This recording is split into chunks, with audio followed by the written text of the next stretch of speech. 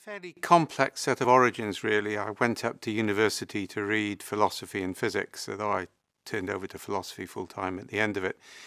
And that gave me a fairly solid rooting in the humanities and the natural sciences, and that sort of carried through into the work we've done since. And then sort of seminally spent time on the programme to combat racism in the World Council of Churches, which involved going to Australia and Latin America, which is a deep cultural immersion when you're quite young, and that sort of shakes you up a lot in that sort of sense. And then went through a series of career routes, and this is in the early days of computing, where I became somewhat of an expert, and started to design and build decision support systems for companies like Guinness PLC. And then became business manager, then eventually took on a corporate strategy role, and then IBM bought us and everything changed. And they basically gave me one of those roles big companies have, which is go and do interesting things and we'll pay you a salary, and very loose management and a lot of freedom, which was perfect as far as I was concerned. And those were the early days of knowledge management, which sort of linked back to my work on how do human beings make decisions and how do we use computers to augment and support those. So I started to develop a whole body of work around how people know things, and specifically working off a famous quote from Polanyi, which I extended: people always know more than they can say, and they always say more than they can write down. So the focus on codification and written information wasn't enough, and that brought me into narrative. Starting to understand how people made decisions meant that we wanted to gather stories about when they made a decision. And so we started to use what became known as micro-narratives as a research device. So that was kind of like one key element. And then we started to look at organizational design as a group, and that was when we started to create the Cynefin framework, which was originally looking at tacit and explicit knowledge against individual, against community type organization. And then that sort of picked up as I started to work with Max Boisseau and Yasmin Morali at Warwick University into the early adoption of complex adaptive systems theory, which eventually came to dominate it. So all of that stuff was milling around and working together. And then I got summoned down to Washington, and I didn't know that they were part of the Institute for Knowledge Management in IBM, and eventually presented the Cynefin framework to a former national security advisor. I didn't know who he was at the time. And I remember he famously said, Cynefin explains 50 years of failure in American foreign policy, because it identifies there are areas where we can't know what the future state is, and we have to manage in the present, we have to do parallel probes, etc.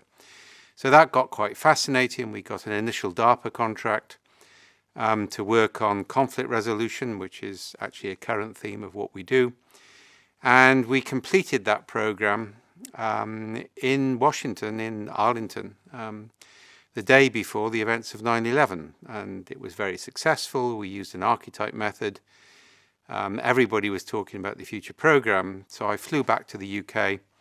Driving up to Warwick University, 9 a.m. the next day, the news started to filter through about 9/11, and it was about 2 to 3 weeks before I knew that everybody I knew was still alive, because that bit of the Pentagon which was hit was where people were, and so on.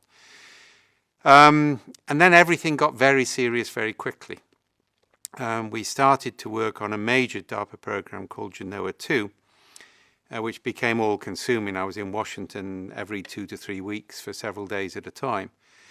And we started to look at weak signal detection. So that took the micro-narrative concept of how do we understand street stories, how do we understand attitudes, how do we understand beliefs. And it took the complexity stuff as how do senior decision makers make decisions which keep their options open for longer. And that's currently part of the EU Field Guide. So all of that sort of stuff built together. We built programs, we started to build software. We got access to some very senior people. I remember one workshop in the Blue Hills where we had all of Clinton's Al-Qaeda team actually working with us on complexity theory. And the Singapore government picked that up and offered me a contract to produce the risk assessment and horizon scanning system using the principles we developed for DARPA. But I had to leave IBM to do that, but we got a big enough contract that allowed me to set up the company. And then everything started to develop very quickly. So we got a huge take-up in the development sector, particularly in monitoring and evaluation. And we started to talk about monitoring as evaluation. We got work with the UN. We got work with commercial companies. So there was a broad creation of material and methods and tools and software that then took place as we formed the company. And really, it's that combination of methods and software which has continued ever since. So where we are now is kind of like, to some extent, where we've always been, but we've created a market which didn't exist.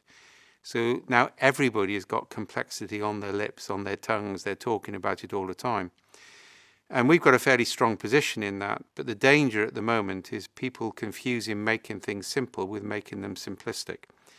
So there's a lot of people using the language without thoroughly understanding the concepts. So kind of like to conclude this, the way I describe what we do is we do what's called naturalizing sense making. So I define sense making as how do we make sense of the world so that we can act in that. And that has a sort of aspect of how do we know that we know enough? It's got a contingency aspect to it. And naturalizing comes from philosophy. It means to root what you do in the natural sciences. So we take complex adaptive theory, we take the cognitive sciences, we take things from the humanities like assemblage theory, like Derrida's concept of aporia and so on. And we bring that theory and test it in practice, which is, to be honest, going back to physics. In physics, you develop equations, then you see if you can experimentally validate them. We take theory and then experiment with it to see how the theory applies in practice. And that allows us to scale under conditions of uncertainty, and that remains our primary focus.